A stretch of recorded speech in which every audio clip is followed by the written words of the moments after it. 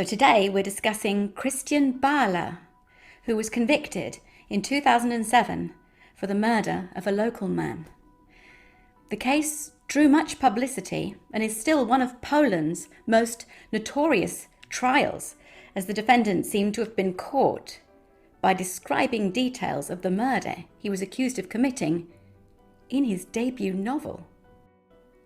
In December 2000, a body was found in the River Odra, eastern Poland. It was found in a remote location, and some fishermen made the discovery. It was clear that the body had been in the water for some time. The river had erased much of the forensic evidence.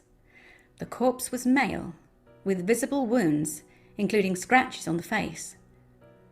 A search of the missing persons database indicated that this was Dariusz Janiszewski, a 35-year-old advertising company director who'd been missing for about a month. The victim's head, neck, and arms had been tied with rope in a really distinctive way. The more he moved his arms, the tighter the rope around his neck became. The pathology report showed that the victim's stomach and intestines were empty, which also meant that he'd eaten no food for 3 days before his death. They found water in his lungs, which also established that he'd been alive when he was dropped into the water. Police searched to find a motive for the killing. They interviewed Janiszewski's wife and friends, but found nothing that could explain his murder. He was a successful young businessman. There was no known criminal activity. He didn't have any marital problems. He was a popular person, liked by everyone. Detectives were the first to admit that there was not really a lot to go on. They had hardly any leads, and the case ended up going nowhere. The media dubbed the case the perfect crime. 5 years later, in 2006, Christian Bala is charged with the murder. Bala had written a book in which he appeared to incriminate himself in the Janiszewski murder. In 2003, there was a routine review of unsolved murders in Wrocław. The lead detective noticed that the victim's mobile phone was never recovered from the crime scene, even though he had had it with him on the day he disappeared, that the killer had likely disposed of the phone or thrown it into the river. But when he asked Janiszewski's wife about it, she produced the receipt for the phone. The detective was able to see the IMEI number for the device, which meant that if the phone was still making calls, it could be traced. Incredibly, they found out that the phone was still in use. It transpired that in the months since the murder, the phone had been sold on multiple times. They traced it back by eliminating buyer after buyer from their inquiries. Eventually, they found the businessman who had bought the phone from an internet auction site only 3 days after Janiszewski had vanished. The seller account had the username ChrisB7, and that account belonged to one Christian Bala, a 30-something intellectual and businessman. The detective followed Bala's online trail and discovered his blog, complete with graphic extracts from his novel, which is titled Amok. In chapter 9, one of the characters, Mary, is murdered, tied up, and stabbed with a knife and left to die. The protagonist, Chris, then sells the murder weapon on an internet auction site. The lead investigator ordered the novel and read it, and was struck by the many parallels between the novel and the murder of Janiszewski. For instance, the auction of the murder weapon and the phone, and the way the rope was used to tie the victims. The police tried to find Bala, but they soon discovered that he'd left Poland in 2001. So the case stalled because there was simply not enough evidence to pursue a suspect from abroad. And added to that, there's still no motive established.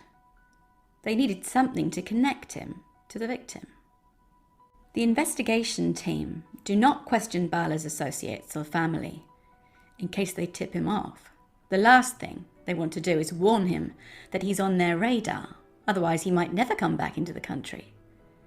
After revisiting the novel, it was established that a reference on the very last page might be the key to establishing a motive, and it was thought perhaps that jealousy was the reason for the murder.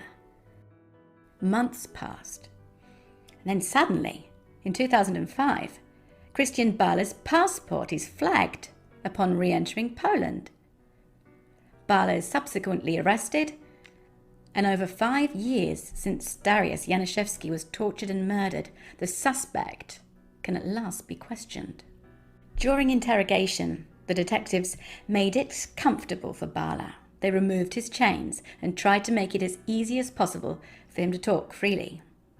Initially, Bala had a fairly dismissive attitude. The interview didn't really go anywhere until one of the detectives asked him directly if he had had help killing his victim. Prosecutors were shocked when he immediately replied that no, he'd killed Dariusz Janiszewski alone. Bala suddenly started to act strangely. He was looking around the room, fidgeting, picking up the phone, playing with it. He asked for a drink, and then he said he was feeling unwell. The interview was suspended, and they called a doctor to check him over. As suspected, the medic quickly confirmed that there was absolutely no medical reason not to continue the investigation. However, when they restarted, Bala retracted his confession, and he wouldn't sign any documents. Christian Bala was born into a middle-class family in the Silesian region of Poland. He was the first of 2 children and was a bright and intelligent child, a good pupil. However, he did have problems with other children, conflicts and disagreements. It was said that he was argumentative, and he was what you would call egocentric. He was the first member of his family to go to university, and he studied philosophy. At uni, he creates a persona. He's confident, popular with students. There were also moments where his personality would slip, sort of like Jekyll and Hyde. He was smart but confrontational. He could charm people very well, but he was also a pathological liar and a master manipulator. In 1995, at aged 23, he married his childhood sweetheart, Stasia. She worked as a secretary in the city. They had a son relatively soon afterwards. But within a couple of years, tensions between them reached breaking point. Bala had many affairs, but was also controlling and jealous of his wife. In 1998, Bala abandoned his university studies to start a cleaning company. Within months, the cleaning company business failed, along with his marriage. In 1999, the couple got divorced, but Bala couldn't let the relationship go. His obsession with his ex-wife even intensified. A witness at Bala's trial remembered how he'd followed Stasia to the bar and had this outburst, threatening to kill her and all her men. In the summer of 1999, Stasia meets young musician Dariusz Janiszewski in a bar, and they begin a brief affair. Bala somehow becomes aware of what he perceives as his ex's betrayal and confronts her. On November the 13th, 2000, Janiszewski disappears. He experiences horrific abuse before his body is recovered 4 weeks later from the River Odra. A media storm engulfs the city, and even the European press were there. It's making international headlines because, potentially, the murderer has described details of his crime in his book. Bala's novel becomes an overnight bestseller. The court decided that the book would not be used in evidence in the trial.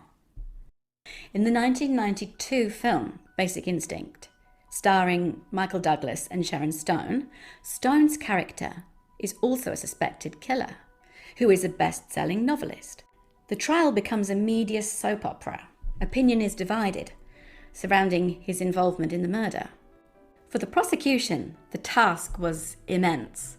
No reference of the novel allowed, no confession, and only circumstantial evidence so far. However, that was about to change. On the day he disappeared, Januszewski spoke with someone on his mobile phone before leaving the office. It was established that this call came from a telephone box just up the road. The records showed that whoever had used this phone card had also had conversations with Bala's parents and Bala's friends, and even called his office number. The magnetic phone card proved with 100% certainty that the card had been used by Bala. Detectives first recognized Bala's connection to the case from his decision to sell the victim's phone. Prosecutors still struggled to prove a motive for murder. Bala always denied actually having met Januszewski, but once again, witness testimony was to help shed some light on the truth. Remember Stasha, Bala's ex-wife? Well, one of her friends described how Bala had asked her about Stasha's new relationship, where Januszewski worked, how long they'd been seeing each other, and other things. It was becoming clear to the court that Bala was displaying real signs of jealousy. Since Bala's arrest, prosecutors had been sifting through his belongings, which had been left at his parents' house while he'd been travelling. They found a notebook containing details of Januszewski's company in it, and also a company pen from his office, and one of his business cards. So now the idea that Bala never knew the victim is looking pretty unlikely. He maintained throughout that he'd never met Januszewski, never even heard that name. And here prosecutors had found items relating to him and his company in Bala's possession. Finally, in September 2007, Bala was found guilty of murder and sentenced to 25 years in prison. Of course, Bala still maintains his innocence and claims to this day that his novel is just that, a work of fiction. Despite a mock playing no part in his actual conviction, Christian Bala will always be known as the murderer who incriminated himself in his own novel. If you enjoyed hearing about this case, do let me know in the comments. Viewer engagement would really help me in getting this video seen by more people.